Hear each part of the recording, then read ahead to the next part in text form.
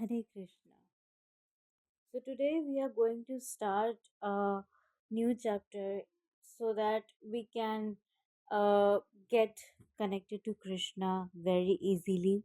And here, this book contains so much spiritual knowledge and so much spirituality we should attain to uh, to we can serve Krishna. So here's chapter 1, choosing human and animal life. Om अज्ञानतिमिरान्धस्य ज्ञानाञ्जनशलाकया चक्षुरुन्मिलितं येन तस्मै श्रीगुरवे नमः. I offer my respectful obeisances unto my spiritual master who has opened my eyes, blinded by the darkness of ignorance with the torchlight of knowledge. It is customary with this verse to offer obeisances to the spiritual master who enlightens his disciples in the matter of transcendental knowledge. The Vedic process does not involve research work. In mundane scholarship, we have to show our academic learning by some research, but the Vedic process is different. In the Vedic process, the research work is already done, it is complete, and it is simply handed down by disciple succession from teacher to student. There is no question of research work because the instruments and the means with which one conducts such research work are blunt and imperfect. At this stage of our material existence, we are conditioned by many laws of nature.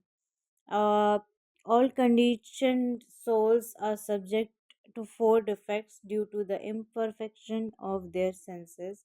One defeat is that the conditioned soul is certain to commit mistakes. There is no man who does not commit mistakes. In India, for instance, Mahatma Gandhi was supposed to be a very great personality, but he also committed mistakes. 5 minutes before he came to the meeting at which he was killed, he was warned by confidential associates not to go, but he persisted. To commit mistake is very natural in the conditioned state of life. Indeed, the popular saying has arisen to err is human. Another imperfection of the conditioned soul is that he is sure to be illusioned. Being illusioned means accepting something which is not, taking some phantasmagoria to be factual. Every one of us is under the imperfection that we are these bodies, but actually we are not. Accepting the body to be the self is called illusion or Maya. The third imperfection is that conditioned soul have a tendency to cheat. We have often heard a shopkeeper say, because you are my friend, I won't take any profit of you. But in actually, we know that he is making at least 50% of profit. There are so many instances of this cheating propensity. There are also many examples of teachers who actually know nothing but put forth theories in words like perhaps or it may be, while in actuality they are simply cheating their students. The fourth imperfection is that the senses of the living entity are not perfect. Our vision is so limited that we cannot see very far or nor very near. The eye can only see under certain conditions, and therefore it is understood that our vision is limited. Similarly, all our other senses are also limited. It is not possible to understand the unlimited by these imperfect, limited senses. The conclusion is that the Vedic process does not encourage us to endeavor to learn the absolute truth by employing our present senses, which are conditioned in so many ways. If we are to have knowledge, it must come from a superior source which is not conditioned by these four imperfections. That source is Krishna. He is the supreme authority of Bhagavad Gita, and he is accepted as the perfect authority by so many saints and sages. Those who are serious students of Vedic literature accept authority.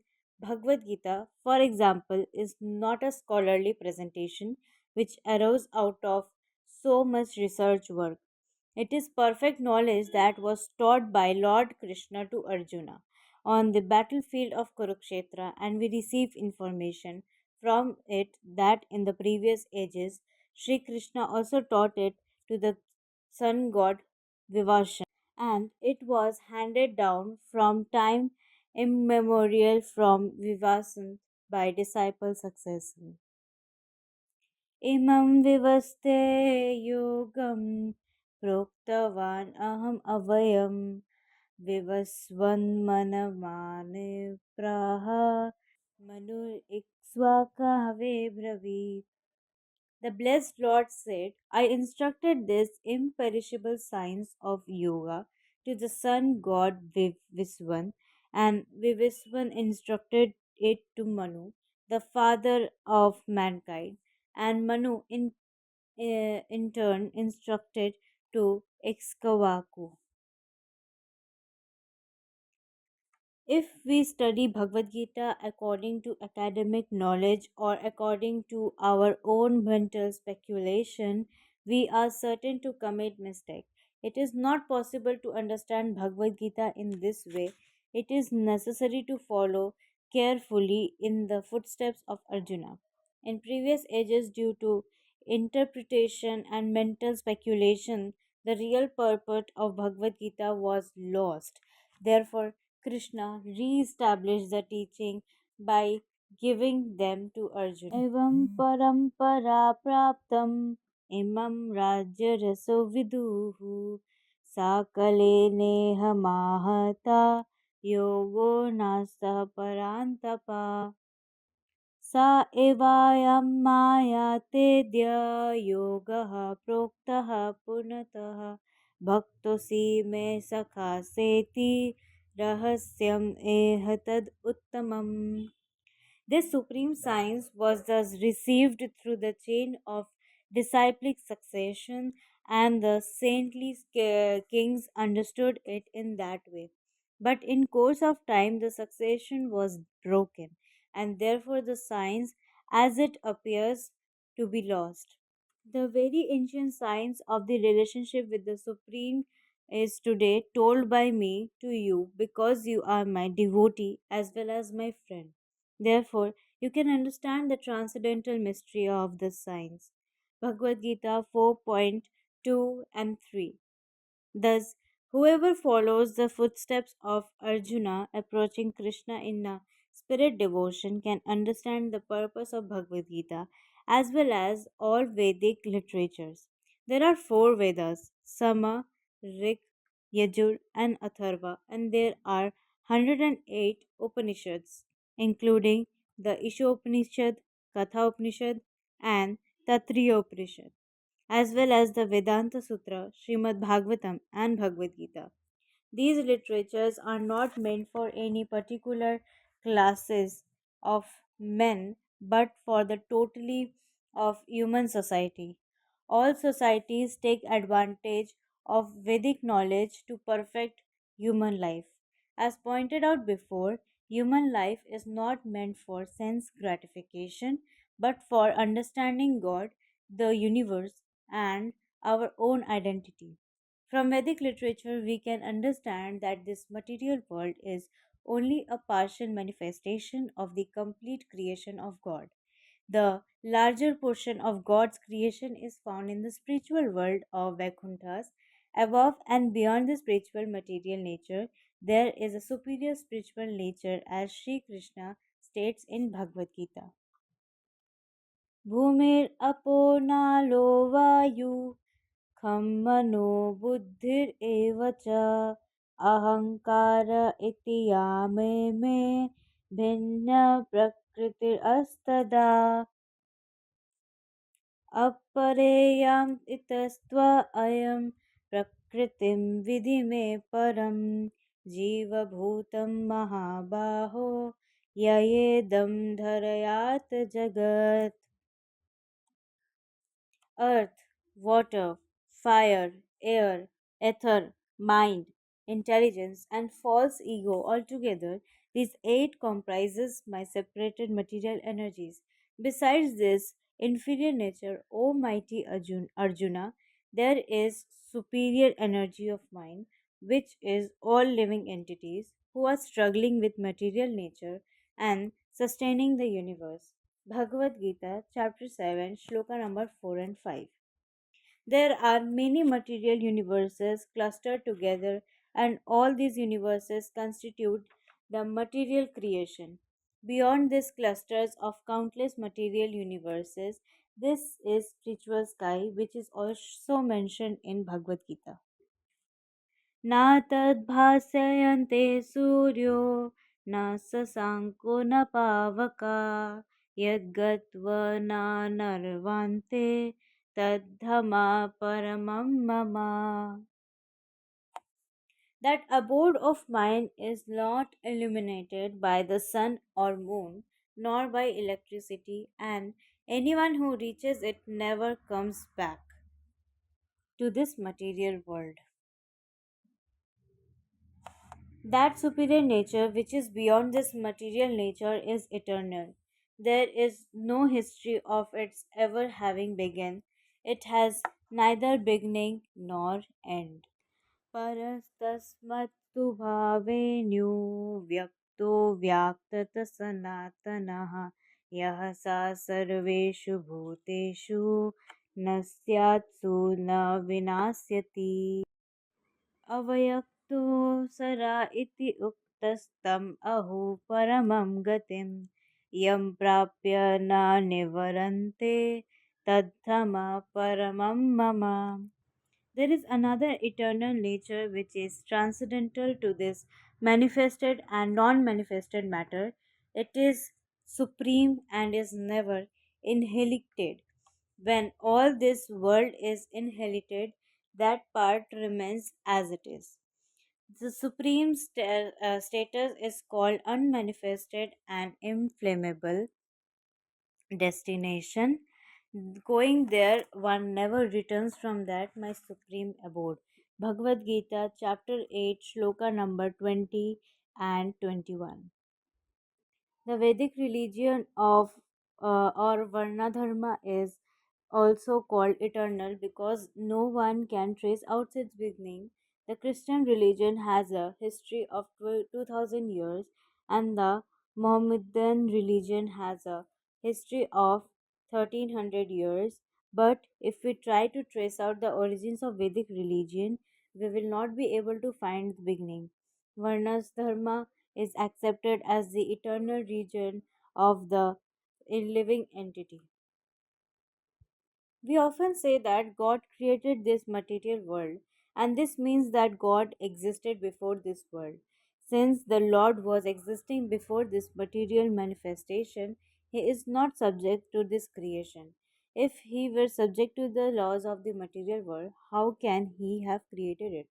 That the Lord is simultaneously identical with his creation and yet exists in completeness apart from it is stated in Bhagavad Gita. Maya tatam idam sarvam jagat avaktya matstani sarvabhutani macha hamtes avastita na cha matstani bhutani pasyame yugam avasriram bhutabharna bhutasto mamatma bhuta bhavanaha. In my transcendental form, I pervade all this creation. All things are resting in me, but I am not in them. Again, everything that is created does not rest on me. Behold my mystic opulence. Although I am the maintainer of all living entities, and although I am everywhere, still myself is the very source of creation. Bhagavad Gita, chapter 9, shlok number 4 and 5. Actually, we are all spirit souls and are intended to associate with God in the spiritual sky, where there are innumerable spirit planets and innumerable spiritual living entities. However, those who are not fit to live in that spiritual world are sent to this material world. This is very idea is expressed by Milton and Paradise Lost. Although spirit souls, we have voluntarily accepted this material body, and by accepting it have also accepted the threefold miseries of material nature. Exactly when we accepted it and how we accepted it cannot be traced out. No one can trace out the history of when the conditioned soul first began accepting these material bodies. At present, Darwin's theory of the evolution of organic matter is very prominent in institutions of higher learning, but there is information given in Padma other authoritative scriptures of the living entities' spiritual evolution from one bodily form to another. This Purana informs us that there are 84 lakh forms of living entities, 9 lakh of which are living in water. There are 20 lakh species amongst plant and vegetables alone. At present, everyone is giving stress to Darwin's theory, but in Vedic literature, there is immense information about the different species. Darwin expresses the opinion that the species are evolving from lower forms of life, but this is not the whole truth. The soul may progress from lower forms to higher forms, but in the beginning creation, all species were created by Sri Krishna as indicated in Bhagavad Gita. सर्वभूतानि कौन्तेय प्रकृतिं यान्ति मामिकां कल्पक्षाय पुनस्तानि कल्पदां विसृजाम्यहम् प्रकृतिं स्वम् अवष्टभ्य विसृजामि पुनः पुनः भूतग्रामम् इमं कृत्स्नम् अवश्यं प्रकृतिर्वसत्. O son of Kunti, at the end of millennium every material manifestation enters unto my nature, and at the beginning of another millennium by my potency I again create. The whole cosmic order is under me. By my will it is manifested again and again, and by my will it is inherited at the end. Bhagavad Gita, chapter 9, shloka number 7 and 8. All these living entities are subject to threefold miseries, including those miseries pertaining to the body and mind. Animals cannot understand that they are suffering, but human beings can. One who does not know that he is suffering is an animal consciousness. Animals may be standing behind a fence, be a slaughterhead, but they do not understand. As human beings, we should be cognizant that we are suffering the pains of birth, old age, disease, and death, and should be inquisitive to know how to avoid these miseries. We have been suffering from the beginning of our birth, when, as a baby, we are tightly placed for ninth month in the womb of a mother.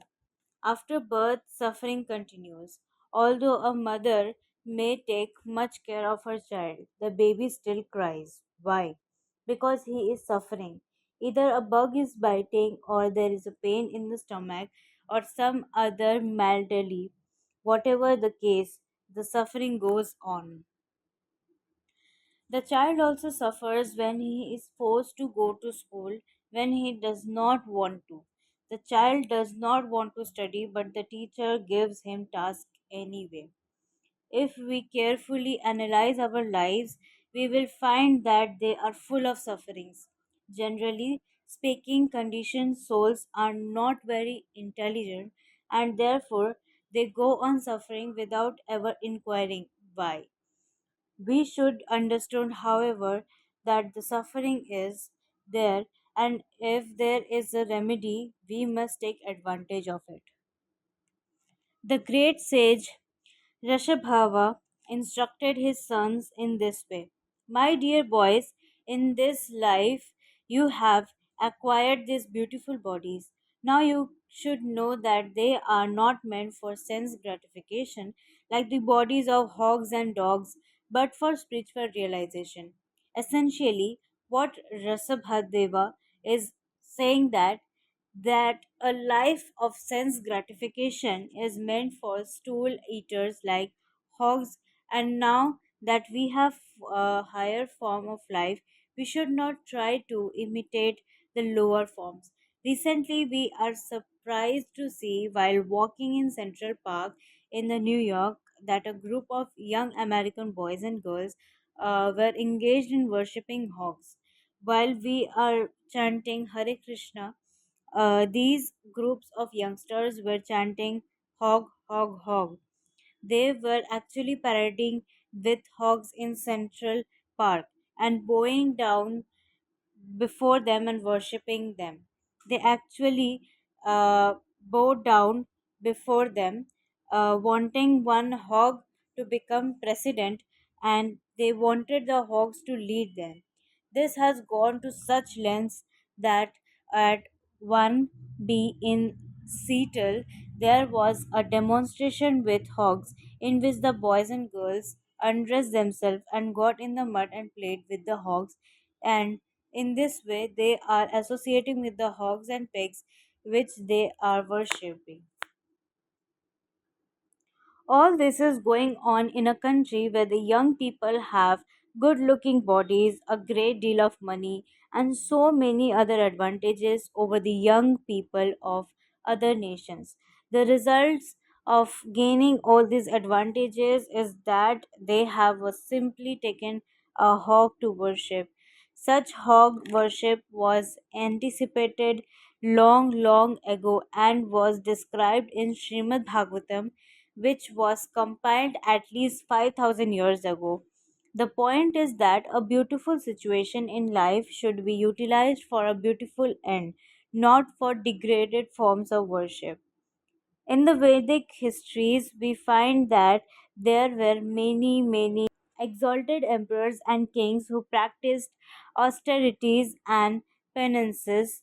Dhruva Maharaj, Ambarisa Maharaj, and Yudhishthira Maharaj were all great kings and were most opulent, but at the same time they were great sages. Thus, this set the example for those who have acquired this good opportunity of a beautiful human form of life with all the facilities for economic development and good living. This opportunity should be used to attain an even better life, and this can be actualized by practice of penance. At present, they are existing in these material bodies, but if we take to the process of Krishna consciousness, our consciousness will be purified. Although American and European young students who are voluntarily practicing Krishna consciousness are very pleased to practice it. The process is not troublesome but pleasing. Now they are realizing that purified existence constitutes the difference between animal life and human life. If we purify our existence simply by following the basic regulations of Krishna consciousness, which involve abstaining from illicit sexual connection, meat eating, intoxication, and gambling, we will gradually rise to attain our spiritual existence, which is completely pure. The sage Rasabhadeva told his sons that once they purified their existence, they would have unlimited happiness. We are all intended to attain peace and happiness, but whatever peace and happiness we find in this material world is limited. If we but purify our existence and attain spiritual existence, we will experience unlimited peace and happiness. The spiritual world is not dry or abstract. As pointed out before, there is varietedness there. A part of the spiritual pleasure experienced in the Vaikunthas is the pleasure of dancing. There are also young girls and young boys there. Indeed, There is no such thing as old age or disease or death or the pains of the birth.